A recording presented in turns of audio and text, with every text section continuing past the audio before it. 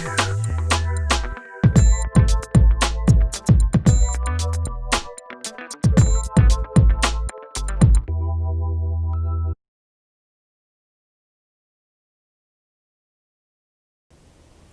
topic at Dr. K's Psychobabble is crisis fatigue. Now think about what's going on in the world right now. Black Lives Matter, issues about climate change, coronavirus, economic situations before and as a result of coronavirus, and basically crises all over the world. And you can understand why we might be in some stress right now. So welcome to Dr. K's Psychobabble, where today we're going to be talking about crisis fatigue, which is an identified syndrome that can happen when we are exposed to continual bombardments of crises that affect us personally, but also those that are around us that don't affect us, just vicariously. We can actually be impacted by all these crises all over the world. So even if you're not in poverty and you hear about poverty, you can gain that stress. We're compassionate individuals, so we're going to take some time and kind of look at the concept of crisis fatigue, what it relates to in the psychological world, and then end off today's discussion with a few tips on how we might be able to get through this time better. So, crisis fatigue is related to another kind of phenomenon called compassion fatigue. And this is the situations which you'll see individuals begin to not care. They become apathetic. And so basically, their give a damn is busted. It is also related to things like burnout. Now, we might see burnout usually applied to discussions about our job, but when we're talking about crisis fatigue at the level that we're experiencing it right now, we're talking about people who are burning out of life. They're basically every day is this kind of overwhelming sense of dread and sometimes hopelessness. And so what I want to do is take a look at crisis fatigue from the point of view of what we know about stress, crisis, and burnout by introducing you to the crisis cycle. Now, the crisis cycle is a graph that has two axes. The vertical axis is how alert, the energy level. And what this means, not only your regular alertness, but if you hear about a crisis or a situation that's going on, that boosts you up a little bit. So it's how much energy is in your current system. On the horizontal axis, we see time. So time, as we go through the day or the week or the month or even years, we can track our energy levels as they exist over time. Now, there are two lines that we want to define here. The first line defines this sort of awake status. And so if your energy level is below this line, really just giving you a description of the crisis cycle, you're asleep. Now then, there's another line way up high, and that line determines that if your energy level crosses that line, you're out of control. You're out of control. It's the line in the sand. It's the do not cross this line. It's the whatever it is. We have that place, don't go there. I'm not going to do well with that. Now, if let's say in a typical day, we tracked our energy level over time, we might get a graph that looks something like this. So we get up in the morning, our energy gets up, we have breakfast, we're feeling right on top. Then we remember that we have to go to work. That kind of goes down. We arrive at work, and then the we go to that second hump that's right around lunchtime, feeling a little bit better, and then we have to get back to work, and we're kind of in kind of late afternoon slump, but then it's getting close to quitting time, so we start getting that energy up again. Now, this particular graph right here, it's just made up, and we may go through all these ups and downs over the course of the day, but you could see a graph like this over a week, a month, a year. You could see how these occur, and kind of that's how I'm applying this particular model. So let's say this is some period of time, like a month, that we're looking at, and over the course of that month, you're exposed to different crises. Overwhelming. This kind of, you're hearing it on the news. Every time you go to the store, people are wearing masks. You can't really escape the crises that are happening around the world. And what that can do over the course of time is it pushes that graph up. It pushes that line up. So we're kind of existing, pulling it together, holding it together, but we're pretty darn close to that out of control line. We're just about one jam stapler away from, breaking something. And so this is where we are when we are in crisis fatigue. We are right closer, at least a lot closer to that out of control place, unless we're doing things to manage that, which we'll talk about at the end of the class. How do we bring this line down? And the way we experience this is stress. This is when we're stressed, and we're feeling stressed over a long period of time, and that's when this sort of long-term burnout sort of happens. And that burnout feeling of I'm just exhausted all the time is really a function of cortisol being released into your body with all of these crises, and your body's just full of cortisol, and which is initiates your fight or flight response, but then there's no release of that information, of that energy. And it just builds up, and it's keeping you up at that level. If by chance the stress pushes you over that line, we get something that looks like this, and boom, we have we act out, we do something. There's all kinds of different ways in which people act out, and those are some of the things that we're seeing around this country. So if we looked at this boom that happens, what happens when people are pushed too far? And I want you to understand that even though I'm looking at external situations that bring about particular kinds of booms and push people out of control, people are still responsible for their behavior. They're committing crimes, they're doing those kind of things. But we just have to understand where this is coming from and why we see more incidences of that kind of acting out occurring during times of great stress. So booms can equal, how do different people express their boom when they're pushed over that edge? Anger. There. We have abuse. In times like this, spousal abuse, family violence, child abuse, all of those on the rise. Fairly predictable. Depression. Acting out in whatever way. Acting out in different ways for different people. Crime.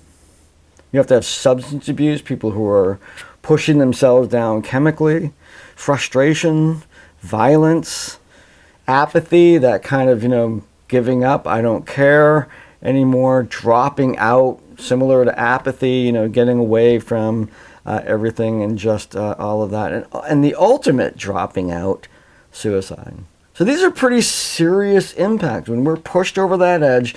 So when we are having that crisis fatigue, we're close to those periods of time where we might go boom, and that adds to our stress. We're like, how much more of this can I take? What next news item or what political figure says something I don't like, and it pushes me over, and then I'm posting things, maybe that's your acting out, I'm posting things to friends of mine, and just, saying things that I wouldn't say to them under other circumstances. But it's not hopeless. There are things that we can do. And let's take a look at that. Some of the ways in which we can examine where we are And despite all the realities that are going on around us, these are strategies that we can enact that are totally in our control. When things are external to us, we cannot control those things. We can get involved, we can demonstrate, we can write our legislatures, we can become active in the community, and that is great. We need to do that in times like this, but we also need to engage in self-care, and these are some of the ways in which we can engage in that way.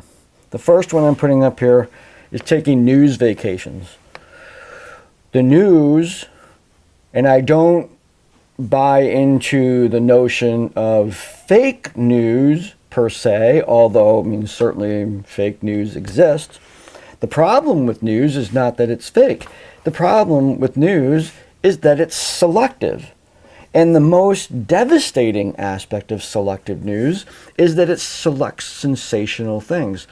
And I'm going to try and give you an example of that, but please don't interpret that as me minimizing the situation that's going on right now. As I'm recording this video, we're right in the middle of a national debate, a national outcry against police violence of people of color. And so that the Black Lives Matter situation. Now the news is going to identify hotspots. It's going to go and it's going to show the violence. It's going to show what's going on. It's going to show the ridiculousness. It's going to show the powerful moments. It's going to show all of those things because that's what the viewer wants. News is entertainment, and it brings people to TV so they can be exposed to ads, just like every other television show that's on there. It informs us, but they're selective to the things that will bring the audience to the screen.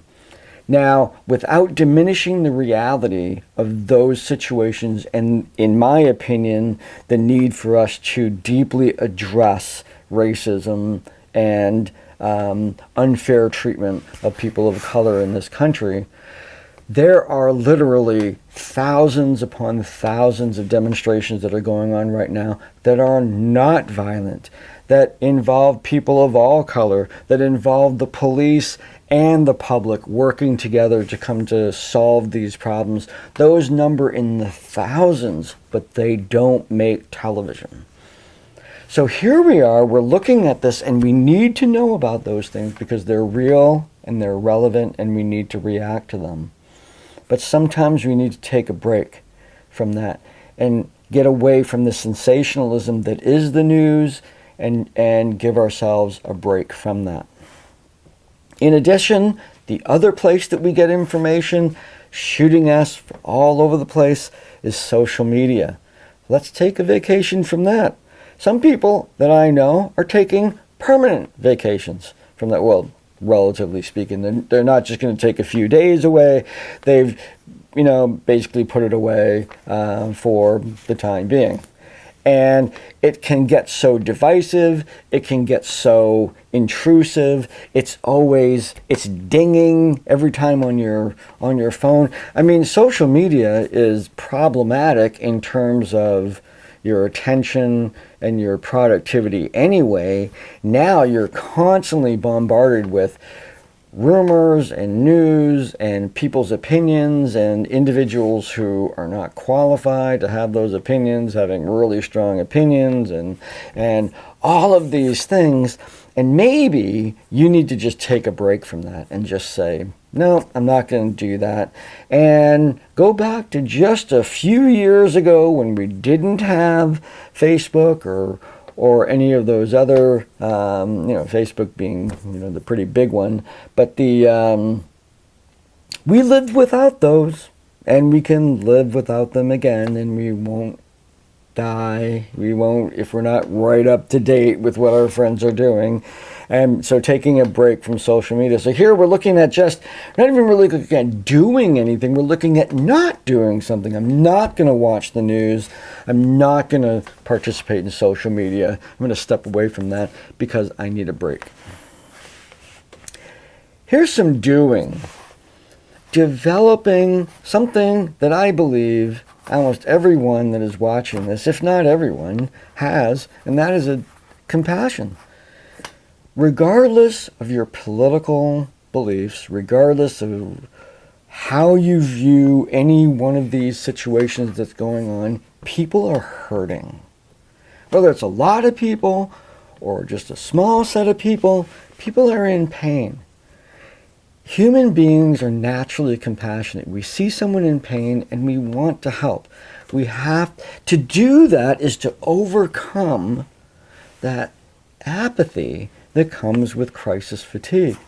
So to become involved, to become in helping, to some of the regular problems that are going on are still going on. We still have hunger, we still have poverty, we still have issues in our society.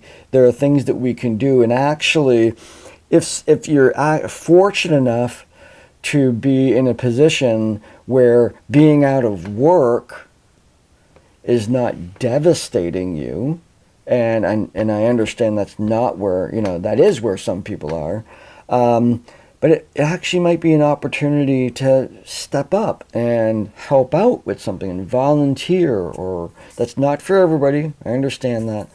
But even just helping your neighbors, being more communicative with the people that you're in, even though you're at this point we're still social distancing, and just becoming more compassionate. And even if you are still looking at the news and looking at social media, to understand that almost everybody on there is in crisis fatigue, and you can see the acting out, and you can see that kind of thing. And maybe I've acted out online. And so being aware of that tendency for us to express ourselves that way as a result of our crisis fatigue, maybe we can develop a more compassionate feeling for everybody that's out there. We're all riding on this planet spinning through the universe. And so there's a humanity here that we can attach ourselves to as a way of bringing that red line down. Another one, deeply important for me, is music. Whatever music you listen to, it could be very cathartic, it could be a heavy metal, and you just get into that, put the old, go get a turntable and put a real record on it and just, listen to that Metallica album again. Or it can be classical music, which enriches the soul. It can be blues, it can be jazz, country music, all of these things, but getting to that, it resets the body. Music has an incredible effect on our physiology, our brains and our physiology, and to spend time in that, particular art form is very important. I'm a musician, so not only do I listen to music, but I play music, and one of the more therapeutic things for me to do. I'm primarily a bass player and can't really sit around the campfire playing bass, but I noodle around on guitar, and I'll just sit alone, and I'm not even really playing anything good. I'm just kind of playing chords and just kind of going around, and every once in a while I play something that sounds pretty good to me, but it's just such a focusing of my energy into the tonality of the guitar, the sounds of the strings, the quietness, the just being alone, everything else is shut out, and that's a way that line comes out. I'm talking about this and I'm finding myself kind of like my lines kind of going down. So another way is meditation or prayer.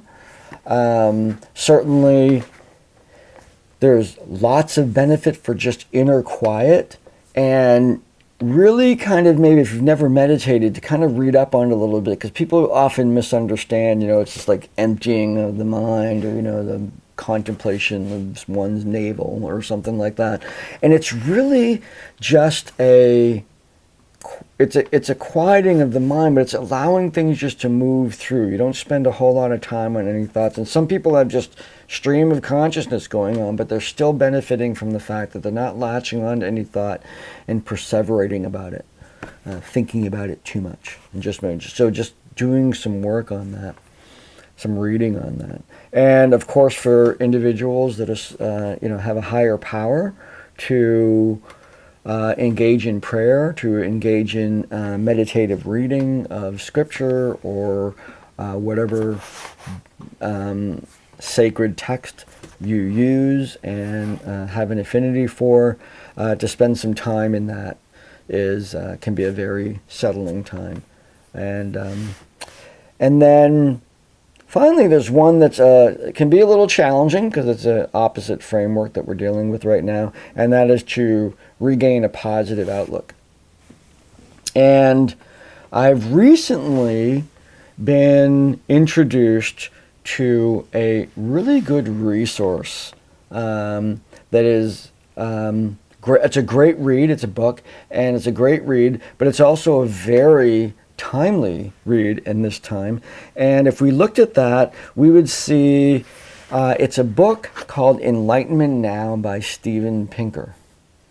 And what it basically does is he's a psychologist at Harvard, and he's written several books and lots of articles and whatnot. And in this particular book, he examines the progression of humanity from the Enlightenment to the present day.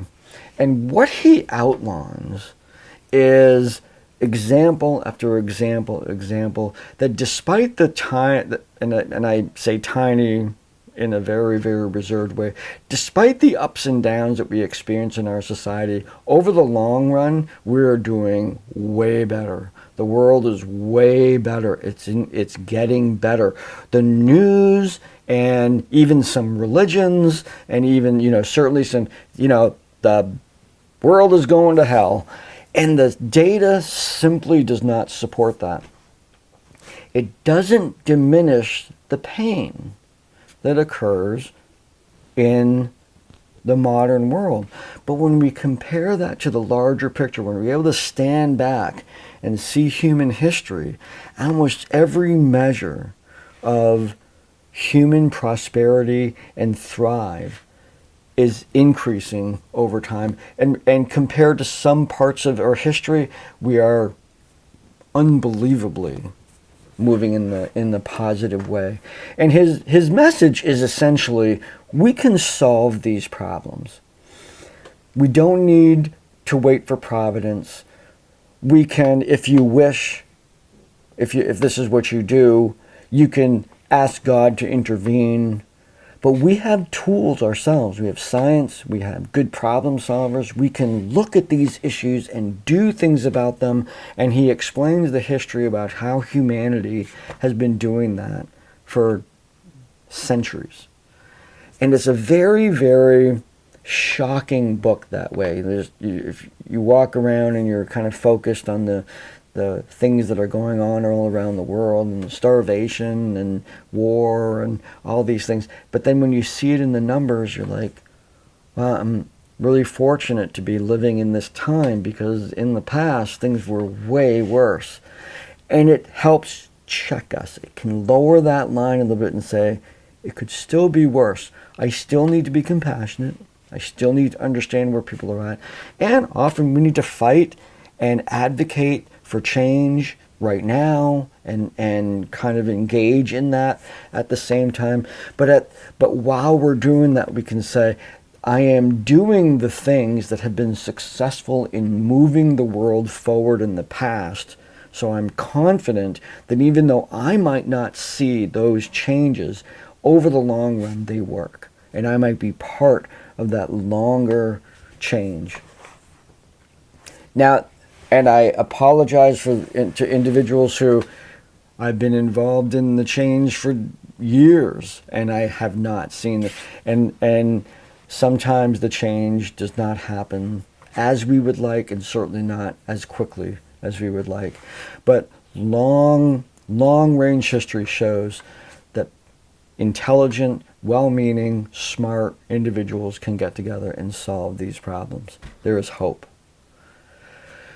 So that's my message today, is both an understanding of where you might be yourself in crisis fatigue, what you see on the news and why people are sometimes so angry and act out in ways that seem contradictory to the message that they're trying to say, that people are angry and frustrated sometimes to the point of harming themselves.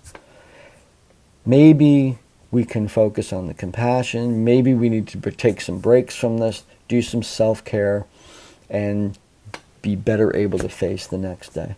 So I hope this has been somewhat helpful. It certainly has been part of my survival technique during this whole situation. I'm totally fortunate for the job that I have and for the family that I have and the relatively stable world that I'm living in. And I know not everybody's in that situation.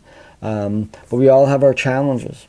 And these are possibly some additional ways you can fight those and get to the next day. So thank you for watching. Be sure to subscribe, and I will see you next time.